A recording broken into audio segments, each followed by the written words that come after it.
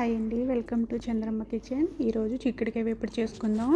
ఎంతో టేస్టీ అయిన చిక్కుడుకాయ వేపుడు మీకోసం. చిక్కుడుకాయలను తీసుకుని శుభ్రం చేసుకోవాలి. బాగా వాటర్లో వేసి కడుక్కొని మనం స్టవ్ మీద పాన్ పెట్టుకొని చిక్కుడుకాయలు వేసుకుని వాటర్, ఉప్పు, పసుపు వేసి బాగా ఉడకనివ్వాలండి.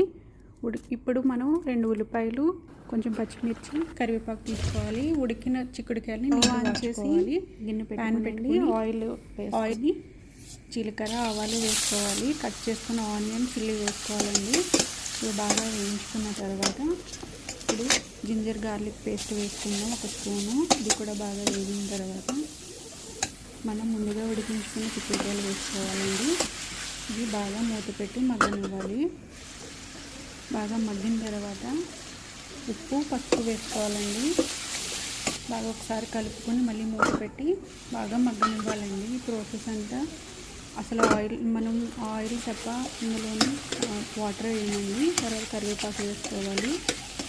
బాగా అడుగంటకుండా కలుపుకుంటూ ఉండాలండి. ఇప్పుడు కొత్తిమీర వేసుకోవాలి.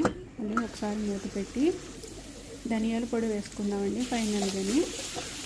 ఒకసారి కలుపుకొని కొత్తిమీర వేసుకుంటే రెడీ అయిపోతుందండి మన చిక్కుడుకాయ ఫ్రై. Thanks for watching.